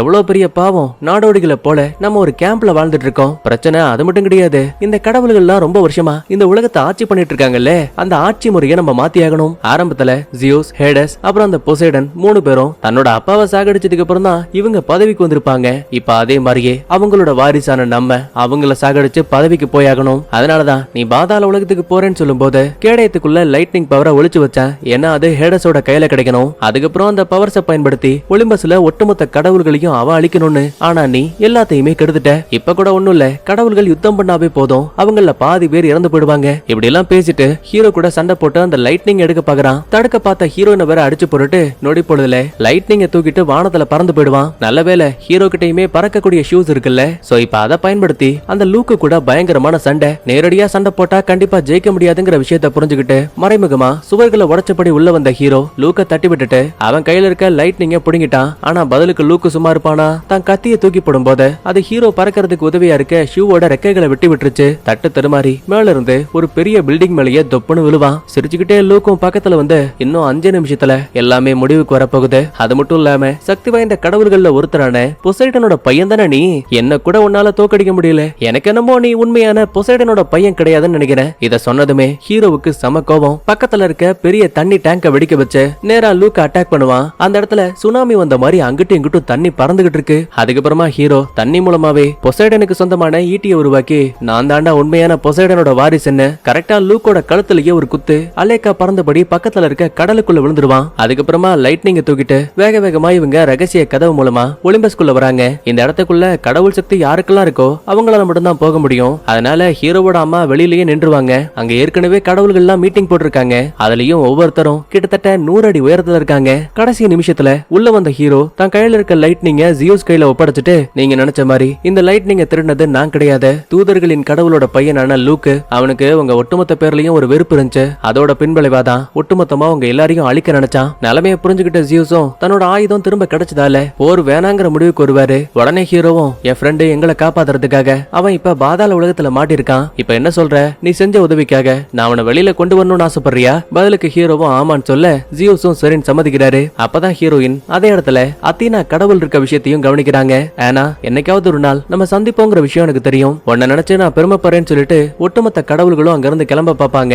அப்ப பொசைடன் இருக்காரு பாத்தீங்களா, அவரு ஜியூஸ பார்த்து எனக்கு ஒரே ஒரு வாய்ப்பு கூட, என் பையன் கிட்ட பேசி ஆகணும். ஆரம்பத்துல யோசிச்சாலும் அதுக்கப்புறம் சரின்னு பர்மிஷன் கொடுப்பாரு. உடனே ஹீரோவுக்கு பக்கத்துல வந்த பொசைடனும் இந்த பாரு என் மேல உனக்கு கோவம் இருக்கு, அதை நான் புரிஞ்சுக்கிறேன். ஆனா நடந்த எல்லாத்துக்கும் நான் மட்டுமே பொறுப்பு கிடையாது. உங்க அம்மாவை நான் மனசார காதலிச்சேன். அதுக்கப்புறம் நீ பிறந்த 6 மாதங்களுக்கு அப்புறமா உன்னை இப்படி வளர்க்கணும் அப்படி வளர்க்கணும்னு நிறைய கனவுகளை வச்சிருந்தேன். ஆனா அதே டைம்ல ஜியூஸுக்கு மனித குழந்தைகள் மூலமா இந்த ஒலிம்பஸ்ல ஏதாவது பிரச்சனை வந்துருமோன்னு பயந்தான். அதனாலதான் கடவுள்கள் யாருமே மனித உலகத்துல இருக்க குழந்தைகளை சந்திக்கவே கூடாதுன்னு ஒரு மிகப்பெரிய சட்டத்தையும் உருவாக்கினான். நான் உன்னை பார்க்க வராம இருக்கலாம், அதுக்குன்னு உன்னை கவனிக்காம இருந்தது கிடையாது. எல்லா ஆபத்தான சூழ்நிலைகள்லயும் நான் உனக்கு பக்கபலமா இருப்பேன். ஹீரோவுக்கு இதெல்லாம் கேட்டு அப்பாவான பொசைடன் மேல இருந்த கோபம் கொஞ்சம் கொஞ்சமா கம்மியாயிடுச்சு. அதுக்கப்புறமா கடைசியா அவருக்கு கை கொடுத்துட்டு அந்த இடத்தை விட்டு கிளம்பிடுவான். அதுக்கப்புறமா அம்மா நம்ம ஹீரோவை கேம்ப்ல விட வந்திருப்பாங்க. கவலைப்படாத, நீ இந்த கேம்ப்ல கத்துக்க வேண்டிய விஷயங்கள் நிறைய இருக்கு. நானும் டைம் கிடைக்கிறப்ப உன்னை வந்து பாக்குறேன். அண்ட் இன்னொரு விஷயம்ப்பா, அந்த ஜேக்கப் இருக்கான்ல, அவனை வீட்டுல போய் பார்த்தா ஆளை காணோம். இதுக்கப்புறம் எந்த பிரச்சனையும் இல்லாம நானும் சேஃபா தான் இருப்பேன். நீ எதையும் பெருசா யோசிக்காத.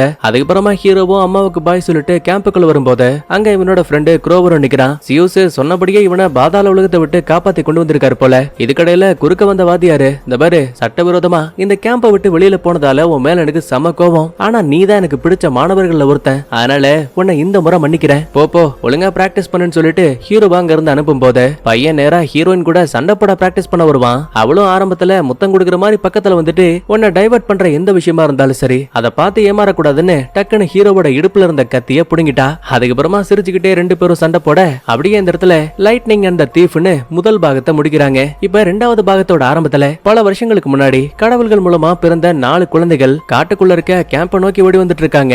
அவங்கள ஃபாலோ பண்ணபடியே ஒரு சில அரக்க மிருகங்களும் ஓடி வந்துட்டு இருக்கு. ஆக்சுவலா இந்த குழந்தைகள் வேற யாரும் கிடையாது. ஒன்னு முதல் பாகத்துல வில்லனா இருந்த லூக்கு, 2வது நம்ம ஹீரோயின், 3வது நம்ம ஹீரோவோட ஃப்ரெண்ட் அந்த குரோவர், 4வதா ஒரு குட்டி பொண்ணு இருப்பா. அவ ஜியூஸோட பொண்ணான தாலியா. தான் இறந்து போனாலும் பரவாயில்ல, தான் 3 நண்பர்களாச்சும் பாதுகாப்பா அந்த கேம்புக்குள்ள போகணுங்கிறதுக்காக வேணும்னே அந்த அரக்கர்களை டைவர்ட் பண்ண ட்ரை பண்ணுவா. ஆனா அந்த பிள்ளைங்க ஒரே அடியில அவளை கீழே தள்ளி சாகடிச்சிருவானுங்க. இத வானுலகத்துல இருந்து பார்க்கக்கூடிய ஜியூஸ் தன்னோட பொண்ணு எப்பவுமே இந்த உலகத்துல வாழணுங்கிறதுக்காக தன்னோட பவரை பயன்படுத்தி இறந்து போன தாலியாவை ஒரு பெரிய மரமா உருமாத்திருக்காரு. அந்த மரத்துக்குள்ள இருந்து வெளிவந்த சக்தி இந்த கேம்புக்குள்ள பாதி மனுஷன் பாதி கடவுளா இருக்க ஆளுங்களை மட்டுமே அனுமதிக்கிற மாதிரி ஒரு மிக சக்தி வாய்ந்த கேடயத்தை உருவாக்குச்சு. அந்த கேடயம் தான் வெளி உலகத்துல இருக்க அரக்கர்களையும் சாதாரண மனிதர்களையும் இந்த கேம்புக்கு பக்கத்திலேயே நெருங்க விடாம தடுக்குதுங்கிற மாதிரி ஒரு சின்ன கதையை சொல்லி முடிக்கிறாங்க. இப்ப பிரசன்ட்ல சின்ன பையனா இருந்த ஹீரோ வளர்ந்து பெரிய பையனாயிட்டான். கிட்டத்தட்ட முதல் பாகத்தோட கதை முடிஞ்சு 13 வருஷம் ஆகுது. வழக்கம் போல கேம்ப்ல ஒரு பெரிய போட்டி போயிட்டு இருக்கு. அங்க சுத்திக்கிட்டு இருக்க மிகப்பெரிய தூணுக்கு மேல ஒரு வளையம் வைக்கப்பட்டிருக்கு. அதை யாரு முதல்ல எடுக்கிறாங்களோ அவங்க தான் இந்த போட்டியில ஜெயிச்சதா அர்த்தம். ஆனா உண்மையான போட்டி ஹீரோவுக்கும் லாரிஸ்ங்கிற இன்னொரு பொண்ணுக்கு மட்டும்தான். மாத்துக்கட்டுல நீயா நானான்னு போட்டு ஏறாங்க. உடனே லாரிஸ் பொண்ணு சும்மா இல்லாம தான் பக்கத்துல இருக்க ஒரு கம்பியை தள்ளும் போது அது ஆப்போசிட்ல ஏறிக்கிட்டு இருக்க ஹீரோவோட உடம்புலயே டப்புன்னு இடிக்குது. இதே மாதிரிதான் ஹீரோவும் அவன் நின்னுகிட்டு இருக்க கம்பியை பிடிச்சு தள்ளி விட்டுருவான். ஆனா இருந்தாலும் அவன் சேஃபா எஸ்கேப் ஆயிடுவா. தட்டு தருமாறி நம்ம ஹீரோ வளையத்தை எடுக்கிறதுக்கு பக்கத்துல வந்துருவான். ஆனா கடைசி நேரத்துல தூணோட கீழ்பகுதியில ஏனிக்குள்ள ஒரு ஆளோட கால் மாட்டி அவன் சங்கு சக்கர மாதிரி சுத்திக்கிட்டு இருக்கான். என்ன காப்பாத்துங்கன்னு கத்தி கதறுவான். வளையமா ஒரு ஆளோட உயிரான்னு யோசிக்கும் போது ஹீரோவுக்கு ஒரு உயிர் தான் முக்கியம் தோணுது. அதனால யோசிக்காம கீழே வந்தவன் ஏணியில மாட்டிருக்க ஆளை காப்பாத்திட்டான். இந்த சின்ன கேப்ல லாரிஸும் அங்க இருக்க வளையத்தை எடுத்து ஜெயிச்சிருவா. அதோட விட்டா பரவாயில்ல. ஏன்பா 13 வருஷத்துக்கு முன்னாடி கடவுள்களுக்கு இடையில வரவிருந்த போரையே தடுத்து நிறுத்தின. ஆனா அந்த ஒரு கதையை மட்டும் சொல்லி நீ இப்ப வரைக்கும் எல்லாரையும் ஏமாத்திட்டு இருக்க. நீ எல்லாம் வேஸ்ட் அப்படி இப்படின்னு சொல்லிட்டு அந்த பயபுள்ள கிளம்பிடுவா. குரோவரும் ஹீரோயினும் நம்ம ஹீரோவுக்கு சப்போர்ட் பண்ணலான்னு பாக்கும்போது இல்லப்பா அவ சொல்லக்கூடியது உண்மைதானே. நான் பண்ண ஒரே ஒரு அட்வென்ச்சரை வச்சு வாழ்க்கை ஃபுல்லா ஓட்ட முடியாது. எனக்கு இன்னொரு அட்வென்ச்சர் தேவை. இப்படி எல்லாம் பேசிக்கிட்டு தண்ணீரை பயன்படுத்தி தான் காயங்களை குணப்படுத்திடுவான். மறுபடியும் கேம்ப் கிட்ட வரும்போது வாத்தியார் வராரு. டே ஹீரோ உன்னை பார்க்க ஒரு ஆள் வந்திருக்காங்க. யாரு என்னோட அம்மாவா? இல்ல உன்னோட சகோதரன். அப்படின்னா பொசைடன் ரத்தத்துல இன்னொரு வாரிசா? டேய் நீ நினைக்கிற மாதிரி அவன் ஒரு மனுஷ குழந்தை கிடையாது. அப்படின்னா அரக்கனும் கிடையாது. அப்படின்னா யாருங்க அது? ஒரு கடல்வாழ் உயிரினத்தின் மூலமா பிறந்த அதிசய பிறவி. சரி யாரதானே உள்ள வந்து கவனிக்கும் போது அந்த பயபுள்ளைக்கு ஒரே ஒரு கண்ணுதான் இருக்கு. லைட்டா சாயல்ல நம்ம ஹீரோ மாதிரி தான் இருக்கான். ஆக்சுவலா இவன் முறப்படி ஹீரோவோட அண்ணன். அதுக்கப்புறமா ஒன்னா உட்காந்து சாப்பிடும் போது இந்த கேம்ப்ல இருக்க யாருக்குமே இந்த பயபுள்ளைய சுத்தமா பிடிக்கல.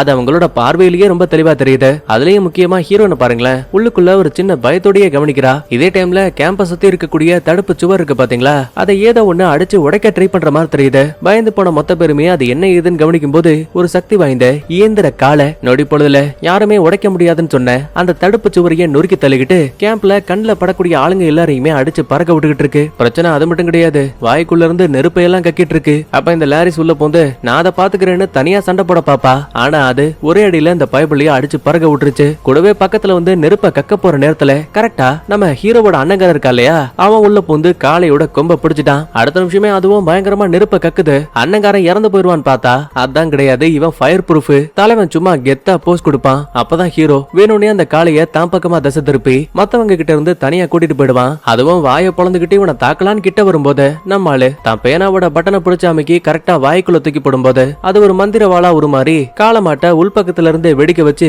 மொத்தமா அழிச்சிரும். கரெக்டா அப்ப அந்த இடத்துக்கு முதல் பாகத்துல இறந்து போனதா நினைச்ச லூக் இருக்கான் பாத்தீங்களா, அவன் திரும்ப வந்துட்டாங்க.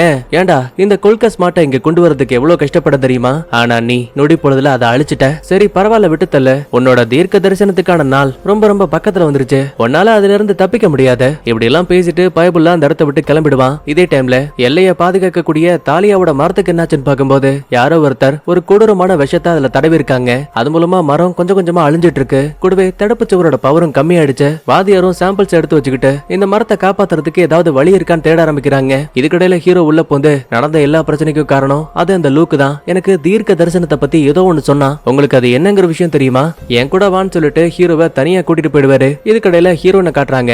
இந்த பழங்கால புத்தகத்தின் மூலமா அழிஞ்சுகிட்டு இருக்க தாலியாவோட மரத்தை காப்பாத்துறதுக்கு ஏதாவது வழி இருக்கான்னு செக் பண்ணும்போது ஹீரோயினோட கண்ணுக்கு மேஜிக் ஃபிளேஸ்னு ஒரு விஷயம் தெரிய வருது. குரோவருக்கு இத பார்த்து செம ஷாக்கு. இது எல்லாரையும் காப்பாத்தாது, மொத்தமா கதையை முடிச்சு விட்டுரும். முக்கியமா என்ன சரி எதுக்குடா இந்த பைபிள்ல இந்த வார்த்தையை சொன்னான்னு யோசிக்கிறீங்களா, இவன் சாண்டார் வம்சாவளியை சேர்ந்தவன். இந்த மேஜிக் ஃபிளேஸ் இருக்கு இல்லையா, இதை தேடி இவனோட வம்சாவளியை சேர்ந்தவங்க நிறைய பேர் போயிருக்காங்க. ஆனா போன யாரும் திரும்ப வந்தது கிடையாது. ஏன்னா மேஜிக் ஃபிளேஸ பாதுகாக்க கூடியது ஒரு ஒற்றை கண் அரக்க. அது வாழக்கூடிய இடத்துக்கு போகணும்னா ஒரு மிகப்பெரிய கடலை கடந்தாகணும். அதுவும் சாதாரண கடல் கிடையாது, அரக்க மிருகங்கள் வாழக்கூடிய ஒரு அசுர கடல். பிரச்சனை அது மட்டும் இல்ல, மேஜிக் ஃபிளேஸ பாதுகாக்க கூடியது ஒரு ஒற்றை கண் அரக்க. அதுக்கு ரொம்ப பிடிச்சமான உணவே இங்க இருக்க சாண்டர் மாதிரியான ஆட்கள் தான். அதனாலதான் மேஜிக் ஃபிளேஸ தேடி போன யாருமே திரும்ப வந்ததில்ல. கட் பண்ண அடுத்து வாத்தியார் கேம்புக்குள்ள இருக்க ஒரு தனிமையான வீட்டுக்கு கூட்டிட்டு வரான். இதுக்கப்புறம் நீ மட்டும் தான் உள்ள போகணும்னு ஹீரோவை அந்த வீட்டுக்குள்ள அனுப்பும் போது அங்க ஒரு வயசான கிழவியோட ஆன்மா இருக்கு. நீ எதை தெரிஞ்சுக்க ஆசைப்படுற, என்னோட தீர்க்க தரிசனத்தை. உடனே அந்த கிழவியும் ஹீரோவோட ப்ராப்பர்ட்டி பத்தி சொல்ல ஆரம்பிக்குது. பல்லாயிரம் ஆண்டுகளுக்கு முன்னாடி முதல்ல இந்த உலகத்துல உருவான கடவுள் தான் டைட்டன். தன்னோட பலத்தையும் தனக்கு எதிரிகள் இருக்க கூடாதுங்கிறதுக்காகவும் தன்னோட சொந்த பிள்ளைகளையும் தன் இனத்தையுமே அழிக்க ஆரம்பிச்சான். ஆனா அந்த டைட்டன்ஸோட 3 பிள்ளைகள் மட்டும் தப்பிச்சுட்டாங்க. அது வேற யாரும் கிடையாது, பொசைடன், ஹேடஸ் அப்புறம் ஜியூஸ். தான் அப்பா செய்யக்கூடியது தப்புங்கிற விஷயம் புரிஞ்சு 3 பேரும் ஒன்னா சேர்ந்து அந்த வில்லனை துண்டு துண்டு பாகங்களா வெட்டி ஒரு பெட்டிக்குள்ள அடைச்சு வச்சாங்க. பிரச்சனை அது மட்டும் கிடையாது,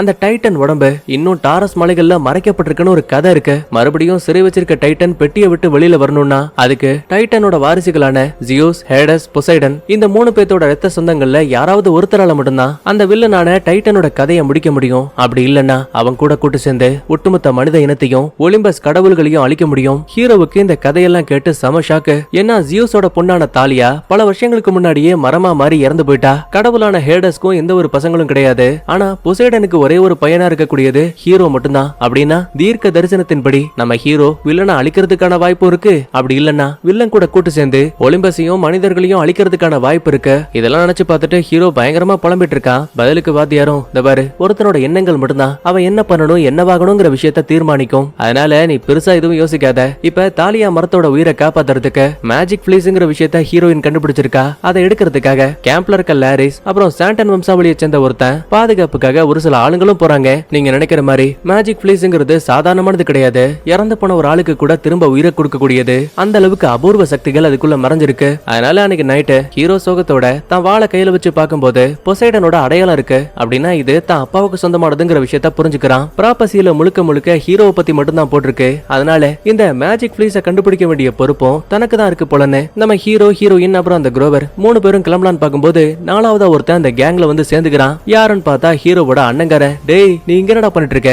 எப்பா எனக்குன்னு இருக்க ஒரே ஒரு தம்பி நீதான். நான் உன் கூட வந்தா கண்டிப்பா உனக்கு உதவியா இருப்பேன். அதனால என்னையும் கூட்டிட்டு போ. சரி வந்து தொலைன்னு சொல்லிட்டு கேம்ப விட்டு மறுபடியும் எஸ்கேப் ஆயிட்டாங்க. காட்டுக்குள்ள வந்ததுமே நம்ம ஹீரோயின் தாங்கிட்ட இருக்க ஒரு சின்ன டிவைஸ் மூலமா சூனியக்காரிகளோட டாக்ஸியை இங்க வர வைக்கிறா. உடனே வண்டியில உட்காந்துக்கிட்டு நாங்க நியூயார்க்குக்கு போகணும். உடனே மின்னல் வேகத்துல அந்த வண்டி பறக்க ஆரம்பிக்குது. சடனா குறுக்க ஒரு மரம் வரும். அப்ப காரு ரெண்டா பொழகுது. நடுவுல ஹீரோ மாட்டிக்கிட்டான். நல்ல வேலை நூலில அண்ணங்காரன் காப்பாத்த ரெண்டா இருக்க காரு மறுபடியும் ஒன்னா ஆயிடுச்சு. அப்பதான் அந்த சூனியக்காரிகளோட மூஞ்சியை காட்டுறாங்க. பயபுளுங்களுக்கு கண்கள் இல்ல. ஒரே ஒரு கண்ணை மட்டும் புடுங்கி வச்சுக்கிட்டு அதை மாத்தி மாத்தி ஒவ்வொரு கண்கள்லயும் பயன்படுத்திட்டு இருக்காங்க. அப்பதான் பேச்சு வாக்குல ஹீரோவோட ப்ராப்பர்சி பத்தி பேசுவாங்க. நம்மால் சும்மா இருப்பாடா. சூனியக்காரியோட கண்ணையை புடுங்கி ப்ராப்பர்சியை பத்தி உங்களுக்கு என்ன தெரியுமோ அதை என்கிட்ட சொல்லுங்க. இல்லனா கண்ணை வெளியில தூக்கி போட்டுருவேன். பதிலுக்கு அந்த சூனியக்காரிகளும் 30, 31, 75, 12ன்னு ஒரு 8 நம்பர்ஸ் மட்டும் சொல்லுவாங்க. அப்பதான் ஹீரோயின் எப்பா டாக்ஸியோட பில்லு அதிகமாயிட்டே இருக்கு. நம்ம கிட்ட அவ்வளவு பணம் கிடையாது. இப்படி சொன்னதும் போதும் சூனியக்காரிகள் நம்ம ஆளுங்களை பாதியிலேயே வண்டியை விட்டு கீழே இறக்கி விட்டானுங்க. இப்ப நம்ம ஆளுங்க இருக்கக்கூடிய இடம் புளோரிடா. இங்க இருந்து நியூயார்க்குக்கு மறுபடியும் பயணம் பண்ணியாகணும். ஆக்சுவலா இந்த உலகத்துல கடவுளுக்கு குழந்தையா பிறந்த நிறைய பேர் வாழ்ந்துட்டு இருக்காங்க. ஆனா அவங்களுக்குள்ள இருக்க சூப்பர் பவரை சாதாரண மனிதர்களால பார்க்க முடியாது. நம்ம ஹீரோ மாதிரி பாதி கடவுள் பாதி மனுஷனா இருக்க ஆளுங்களால மட்டும்தான் பார்க்க முடியும். சோ இப்ப அந்த மாதிரி ஒரு சின்ன ரெஸ்டாரண்ட்டுக்கு போயிட்டு தேவையான திங்ஸ் எல்லாம் வாங்கிட்டு மறுபடியும் ரோட்ல நடந்து போகும்போது லூக்கோட ஆளுங்க பாதி பேர் உள்ள போந்து நம்ம ஹீரோவோட ஃப்ரெண்டான அந்த குரோவரை தூக்கிட்டானுங்க. காப்பாத்தலாம் ட்ரை பண்றதுக்குள்ளேயே நொடி பொழுதுல அந்த பயபிள்ளைங்க மறைஞ்சு போயிடுவானுங்க. இப்ப லூக்க தேடி கண்டுபிடிச்சு எப்படியாச்சும் ஹீரோ தான் ஃப்ரெண்ட காப்பாத்தியாக்கணும். அதனால லூக்கோட அப்பா மனித உலகத்துல வாழ்ந்துட்டு இருக்க விஷயம் தெரிஞ்சு இப்ப அவரை பாக்குறதுக்காக வராங்க. ஆக்சுவலா இவரு ஒலிம்பஸ்க்கும் இந்த மனித உலகத்துக்கும் இடையில ஒரு சின்ன டெலிவரி மேன் மாதிரி வேலை பார்த்துட்டு இருக்காரு. பசங்களா என் பையன் லூக்கு தப்பு பண்ணிட்டு இருக்காங்கிற விஷயம் எனக்கு தெரியும். அதனாலதான் நான் உங்களுக்கு உதவி பண்ணிட்டு இருக்கேன். இன்னும் கொஞ்ச நேரத்துல அவனோட கப்பல் துறைமுகத்தை விட்டு வெளியில போக போகுது. நீங்க தான் அவங்களை எப்படியாச்சும் தடுத்தாகணும். உதவிக்காக இந்த மேஜிக் டேப்பை வச்சுக்கோ. இதை ஒரு குறிப்பிட்ட இடத்துல நீ ஒட்டினா போதும் அந்த இடமே மறைஞ்சு போயிடும். அப்புறம் ரெண்டாவதா ஹீரோயின் கையில ஒரு பிளாஸ்க கொடுக்குறாங்க. இது ஒரு மிகப்பெரிய சூறாவளிய உள்ள மறைச்சு வச்சிருக்கு. தேவைப்பட்டா மட்டும் இதை பயன்படுத்திக்கோங்க. ஏன்னா நீங்க போகக்கூடிய கடல்ல எக்கச்சக்கமான அரக்க மிருகங்கள் இருக்கு. உடனே லூக்கோட அப்பா கிட்ட பாய் சொல்லிட்டு லூக்க தடுக்கலான்னு கடற்கரைக்கு வரும்போது ஏற்கனவே அந்த கப்பல் போயிடுச்சு. அடச்ச இவ்வளவு பக்கத்துல வந்து மிஸ் பண்ணிட்டோமே. எப்படி அவனை திரும்ப பிடிக்க போறோம்னு தெரியாம குழப்பத்துல இருக்கும்போது ஹீரோவோட அண்ணங்கார அங்க இருக்க கடல் தண்ணியில கைய வச்சு அப்பா எனக்கு உங்களோட உதவி தேவைப்பா அப்படி இப்படின்னு பேச ஆரம்பிக்கிறான். ஆனா ஹீரோ பாருங்களேன், டேய் என்ன பண்ணிட்டு இருக்க? அப்பா நமக்கு நேரடியா ஹெல்ப் பண்ண மாட்டாரா? இல்ல கண்டிப்பா அவர் ஹெல்ப் பண்ணுவாரு. இப்படி எல்லாம் பேசிட்டு மறுபடியும் கடலை கவனிக்கும் போது அங்க இருந்து ஒரு கடல் குதிரை வெளியில வருது. பாத்தியா நான் தான் சொன்னேன்ல அப்பா ஹெல்ப் பண்ணுவாருன்னு. முதல் முறையா இப்படி ஒரு விஷயத்த பார்த்த நம்ம ஆளுங்களுக்கு அவ்வளவு சந்தோஷமாவும் இருக்கு வியப்பாவும் இருக்கு. அதுக்கப்புறமா அந்த குதிரை மேல ஏறி உட்காந்துக்கிட்டு கடலுக்கு மேல ரொம்ப வேகமா பயணம் பண்ணி ஒரு வழியா அந்த லூக்கோட கப்பலுக்கே வந்துட்டாங்க. ஆனா இங்க ஏற்கனவே காவலுக்காக அடியாளுங்க ஜாம்பி தேல் கொடுக்க வச்சிருக்கக்கூடிய வெறிநாயின்னு லூக்கு பலத்த பாதுகாப்போட இருக்கான். சோ தப்பிக்க வழி இல்லாம நம்ம ஆளுங்க 3 பேருமே மாட்டிப்பாங்க. அப்பதான் ஹீரோவும் என் ஃப்ரெண்டு குரோவர் எங்கடா? ஐயோ பாவம் தம்பி அவன் ஏற்கனவே வேற கப்பல் மூலமா மேஜிக் ஃபிளீஸ் எடுக்கிறதுக்காக எங்களுக்கு முன்னாடியே போயிட்டான். உன்னால இனிமே அவனை காப்பாத்த முடியாதுன்னு சொல்லிட்டு 3 பேரையும் அங்க இருக்க செல்லுக்குள்ள வச்சு லாக் பண்ணிட்டானுங்க. எப்படியாச்சும் கூண்டை விட்டு வெளியில போலான்னு பார்க்கும்போது கண்ணு கட்டுற தூரத்துல தான் நம்ம ஹீரோவோட பேக் மாட்டிருக்கு. உடனே ஹீரோவுக்கு ஒரு ஐடியா. இவனுக்கு தண்ணீரை கட்டுப்படுத்தக்கூடிய பவர் இருக்குல்ல. சோ கடல்ல மிகப்பெரிய அலைகளை உருவாக்கும் போது கப்பல் பயங்கரமா ஆடி மாட்டிக்கிட்டு இருந்த பேக் தொப்புன்னு கீழே விழுந்துரும். அதுவும் ஹீரோவோட கையிலேயே மாட்டிக்கிச்சு. லூக்கோட அப்பா கொடுத்த மேஜிக்கல் டேப்பை அந்த கூண்டை சுத்தி ஒரு சதுர வடிவத்துல ஒட்டும் போது நொடி பொழுதுல குறுக்க இருந்த கம்பிகள் மறைஞ்சு நம்ம ஆளுங்க வெளியில போறதுக்கான பாதை கிடைக்குது. முதல்ல ஹீரோயினும் அண்ணங்காரனும் போட் எடுத்துக்கிட்டு தப்பிச்சு போயிடுவாங்க. அடுத்த ஹீரோ கடல் நீரை கட்டுப்படுத்தி அதுல சறுக்கினபடியே கொஞ்சம் கொஞ்சமா போயிட்டு இருக்கான். அப்பவுமே லூக்கு விடாம நம்ம ஹீரோவை பிடிக்கலாம் ட்ரை பண்ணுவான். நம்மால் சும்மாவா ஹீரோயின் கிட்ட அந்த சூறாவளி பிளாஸ்க் இருக்கும் இல்லையா அதை திறந்து விட்டா அவ்வளவுதான்.